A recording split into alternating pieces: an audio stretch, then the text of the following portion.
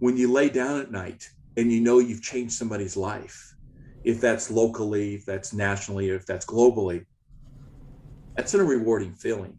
Welcome to Your Intended Message, the perfect place for leaders and promising professionals who want to convey the intended message for greater success. Every week, we interview experts who address the challenges and best practices to deliver your message effectively. That might be one-to-one, one-to-few, or one-to-many. And perhaps the most important conversation, one-to-self. I'm your host, George Torok. My guest today is Jim Hardwick. Here's 3 facts that I think you should know about Jim. 1, he has been a vice president of sales for over 25 years. He's now a fractional or outsourced vice president of sales, helping businesses grow the revenue by building a foundation that is sustainable year over year. Not just one flash in the pan, but keep growing.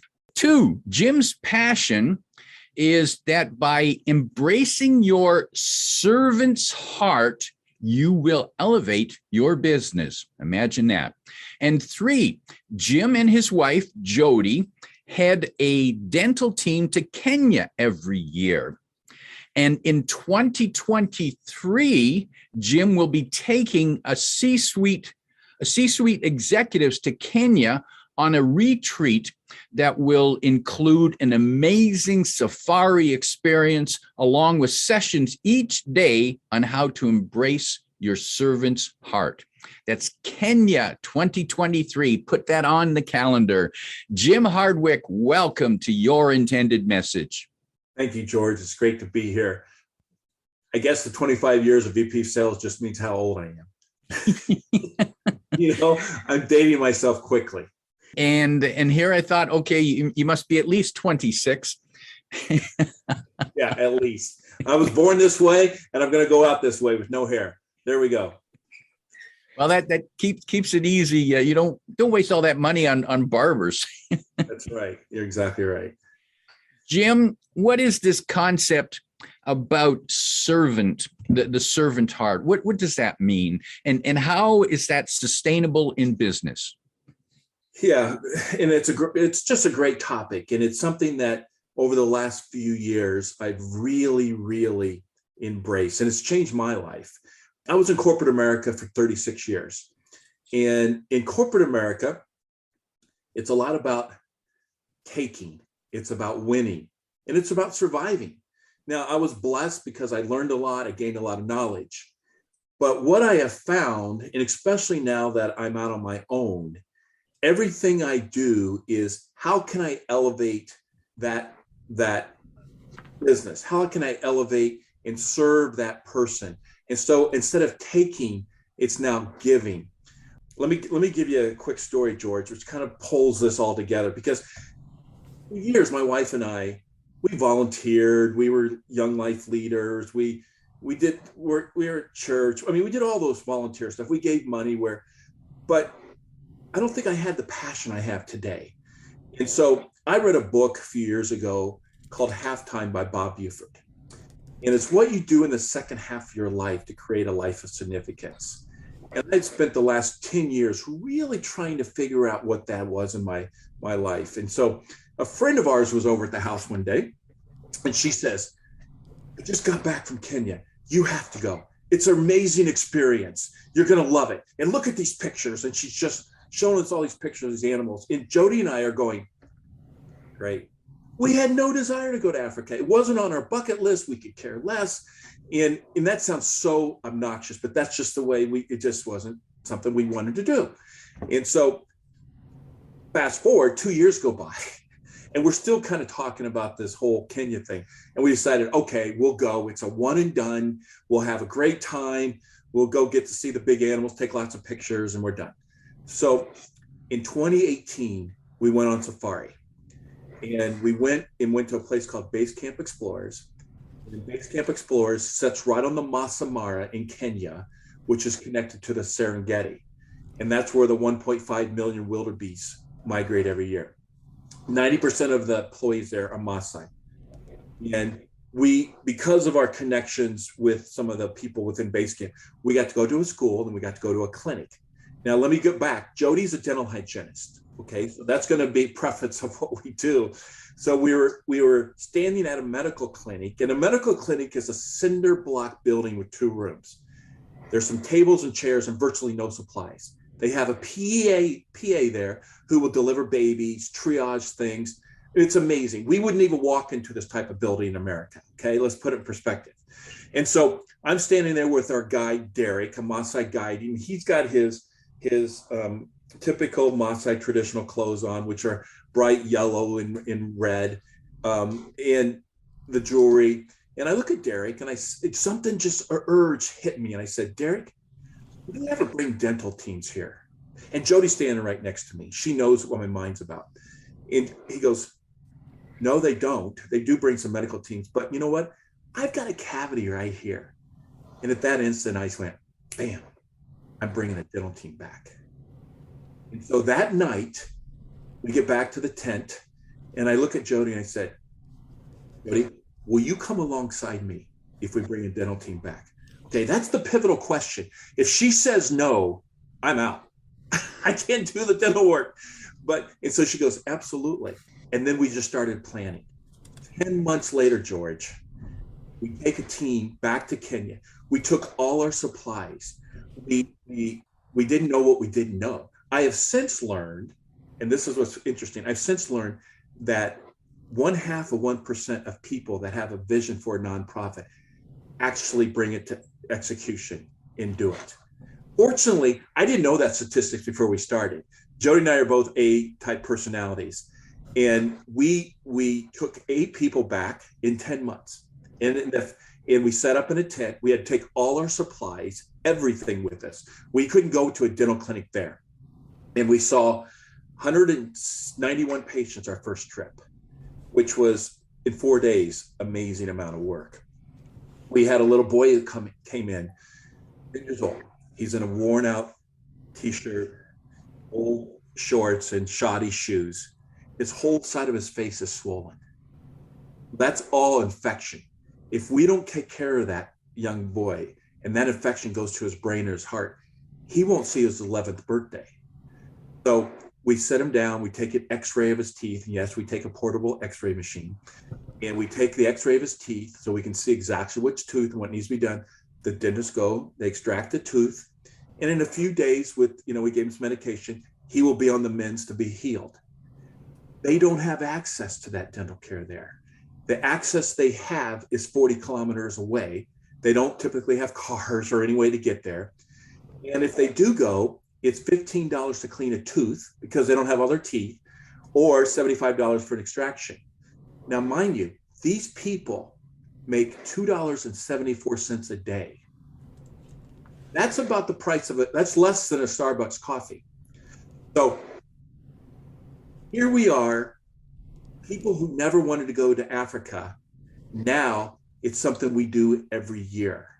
We just got back this last February, and this time we took a little bit bigger team, but we saw 261 patients and did over 1,000 procedures. I tell all this story because of this, the way I embrace serving, the way we embrace giving, I'm extremely intentional in the way I live my life. That urge I had to ask that question to Derek, I immediately acted on it. 5 years earlier, I would have had that thing with Derek because it was a warm fuzzy at the time. And then I would have come back to the United States, life would have taken over, and I would have just been, I wish I would have taken a dental team to Kenya, and I would have never done it. But because of, as you get older, and I've had people pass away in my life and things, you just realize how precious life is and how short it becomes.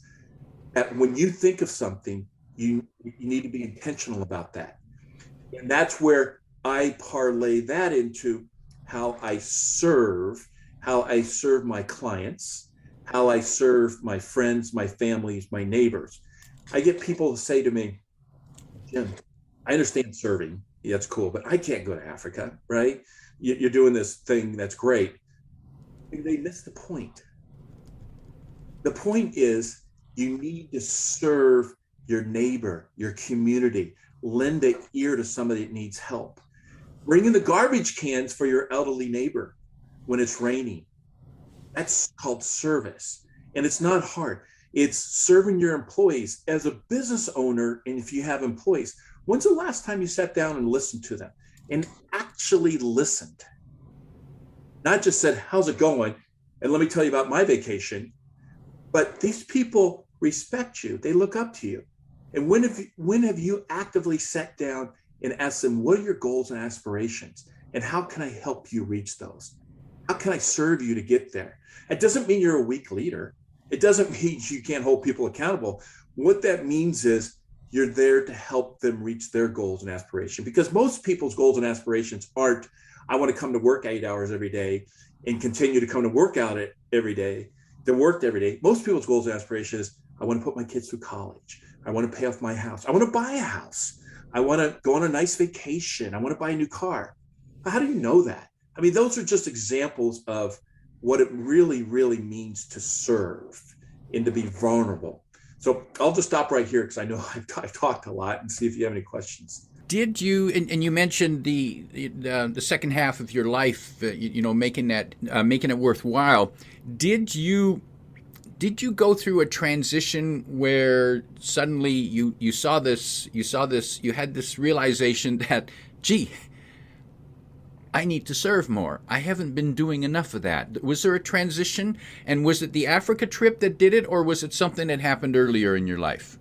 I think it's a combination of two things. One is I started working for myself, and that is my sales, fractional VP of sales, where I'm a sales builder. I go in and I help companies that are in sales pain. I roll my sleeves up. I'm not a consultant and go in for 3 days and here's your book, good luck. People do that and they do a great job. But I go in and I'm involved with their organization 3-4 months up to a year. And so because I do that now, I don't have to monetize everything out of my business. So I'm constantly saying to people, I give away free advice. If you have sales pain, if you need a question about sales, call me. I'm here, call me. When I do that, George, I get calls. I talked to a CEO of a healthcare company. I was in healthcare for 36 years, and he knows software unbelievable. He's got a great program, but he's still trying to learn about healthcare. I spent an hour with the gentleman. I didn't bill him for my time, because if I can help him elevate his business, guess what? We all win, because that's going to come back to me someday. And that's the way I live my life. I don't worry about where my next client's going to come from. I just don't. So many people, oh my gosh, I want my next business, because it's amazing how they just come. And it's not a miracle, it comes through hard work. But when you put yourself out there and you're willing to help others and embrace them, it really makes a difference. And then I'll drop that on top of the attitude of when we get to Kenya and the impact, and you watch lives change because of the dental care that we provide, and how rewarding that is. One of the things I want to share with you, and the thing that I think people forget, and a key point I want to make is, when you really have this attitude of serving, it comes back to you tenfold. And I will get people might say, well, Jim, you need to be humble. Oh, trust me. We didn't do this at the beginning to get accolades. But when you lay down at night and you've changed somebody's life, if that's locally, if that's nationally, or if that's globally, that's a rewarding feeling. Because everything else in life, as far as I'm concerned, is just stuff. How much money can you get? How many cars can you own? How big can your house get? Who cares? How can you change that individual's life? How can you mentor to somebody and help them and lift them up and just give them 30 minutes of your time? Be there when they need help, or find somebody that's in trouble and need, and maybe you got an extra $20 you can give from the act of giving from monetary, or you just give the act of giving yourself. And that all makes a difference. So those two things, George, have come together just to embrace how it's really been changing my life. And I will say that my wife and I are on the same page, because she's let's call her a dental angel. She is amazing when it comes, she's a dental hygienist. People will literally leave the state to move, but they'll fly back to Phoenix to get their teeth cleaned by my wife because she's that good. And she just has this special talent. And she was able to share that in Kenya. She shares that with their patients. People come in and they're just calmed by her. Let's call her the dental hygiene whisperer, right? So I'm great to have a partner that we're on the same page and we think alike. And I'm going to say this too. It doesn't mean it's always easy. What we've done, we've been in tears at times because it's just her and I. When you take 14 people to Kenya with over 600 items and you're flying halfway around the world and you're trying to navigate a third world country and you get through customs at 1:00 in the morning and they want $10,000 for a tax. And then you're negotiating the tax with the Kenya government, which is even more mind blowing that I'm able to negotiate and got it down to 5,000. You're just going, oh my gosh, right? But we're there for a program. We're there to help. But that's the reality when you do those things. It's a lot of work, but it's very rewarding. Jim, when you serve others, I think you said you could do it it could be something as simple as a $20 donation. It could be your time, effort, could be advice. Have you had people say, Jim, you gotta stop giving yourself away to everybody. People are going to take advantage of you. Fortunately, I haven't. And maybe because I'm 6'2", 250 pounds, I come across as fairly dominant. I think my heart's good. I want to portray that, but I've never had that, George. And that's a good question because as much as I say about serving, it's hard for me initially to trust people. And that seems like it's crazy, but everybody people will take advantage of you if you let them. And I have my guard up. And it's today's world, you have to be aware of what's out there. So you pick and choose, right? And I think when it comes to service, it needs to be what you're passionate about. Don't just serve to say I served. It's not a checkbox. Hey, I served today. And I think that's probably, for many years, we served out of, a lot of things we wanted to and we felt called to, but there's sometimes you just serve because you feel like you need to, right? I need to serve. I need to support this person just because that's the right thing to do. And I think that's admirable. But the other thing is, you don't really get to that X level of serving until you find that passion. That passion could be working at the animal shelter. People love animals, or walking dogs for the elderly. You might have a passion for that. That's a great way to serve, right? And it can be, but if you don't have that passion, then serving becomes a chore. And when it's a chore, then it's not your heart that's serving. You're serving because you feel like obligated to serve. Once you find that passion, like we found in Kenya, again, the place we never wanted to go, it's amazing what transpires. And then when you start taking that and elevating, using your servant's heart to elevate your business, it's so rewarding. I was sitting at a function with a gentleman, and I was telling him my story. It was him and his wife and Jody and I, and I started telling my story, and he goes, "You know what? We had a business for many years, and then we started going to church. And this is a story about church, but he parlayed it to. Then we started really giving to church and donating our funds because that's where we wanted to do it. And he says, Jim, it's amazing how our business took off. And, that's an example. If you're religious or not, that's not the point. The point is they found a passion and they started serving. And then their regard, it was the church. And their business, he said, we just started growing exponentially. And it's just those type of stories which just solidify and show you what happens when you start serving and giving back. Because every time I touch somebody's life, every time that I can help them and raise them up through my act of service, I'm hoping they'll pass that on to the next person. And that's setting an example of what it means to serve. And if I could tell you another quick story, I had a gentleman that I do a lot of referral network calls because that's how I get my business, through referrals, right? And so this young guy was just started a company, and we met and we talked, and he just started as a sales rep, and it was an HR type of company, services, and he just started there. It was really his first thing in sales. He'd been in the operations side, and about 4 weeks later, calls me and says, "Jim, can I get on a call with you?" Sure, because I had offered him, if you ever have a question or need help, call me.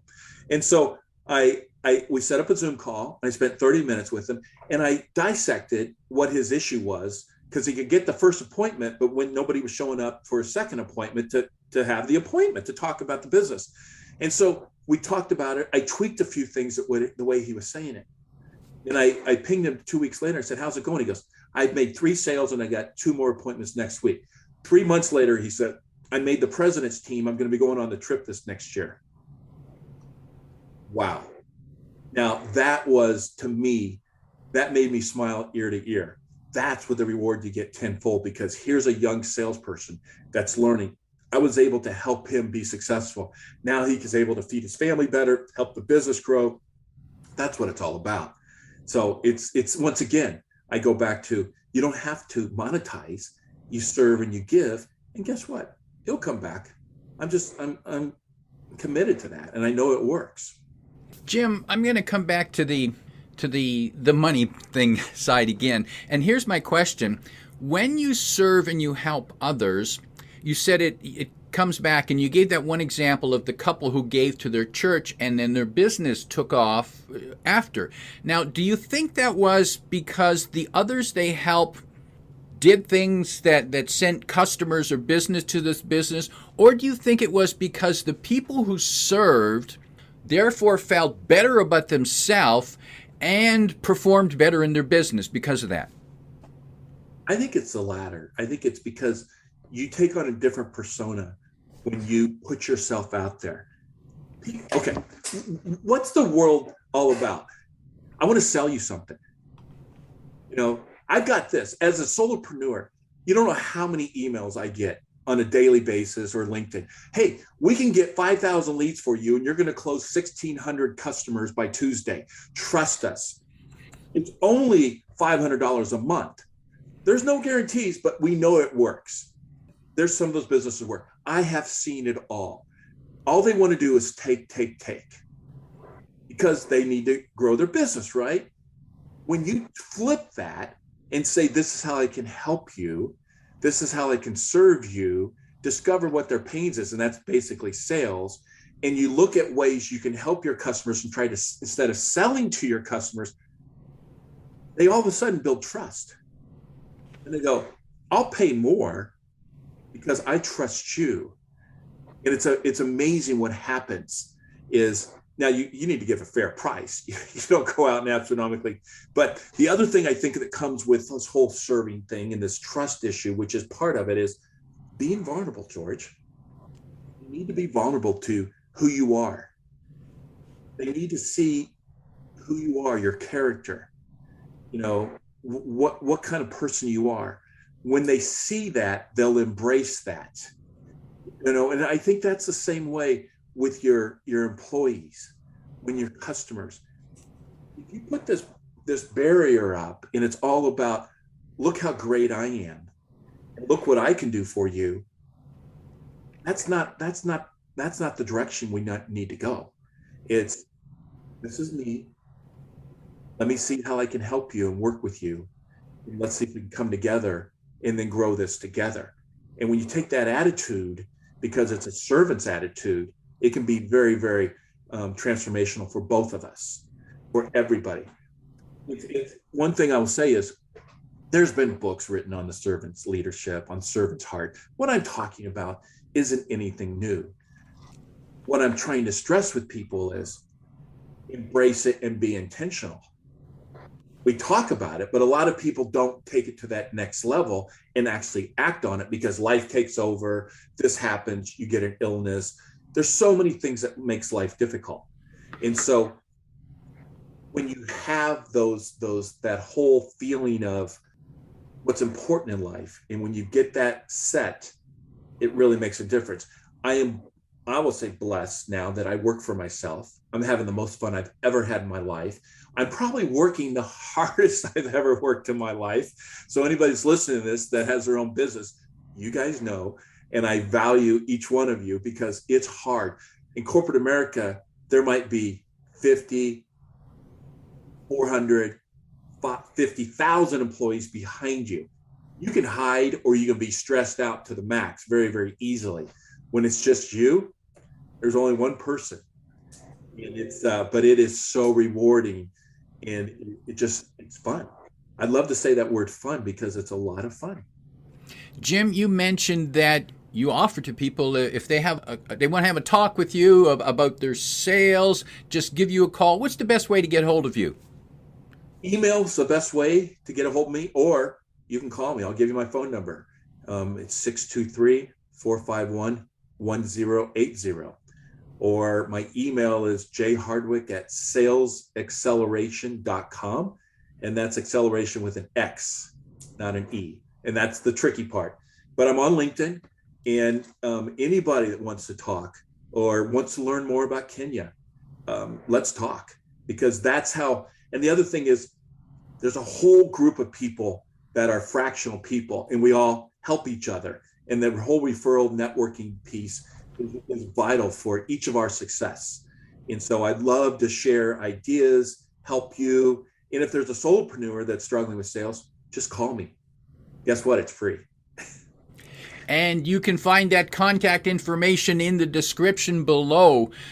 Jim, before we wrap up, if you could sit down with a business leader, team leader, and you could offer them 1, 2, or 3 pieces of advice about actually doing the serving in a way that is not threatening to them, what might be that 1, 2, or 3 pieces of advice?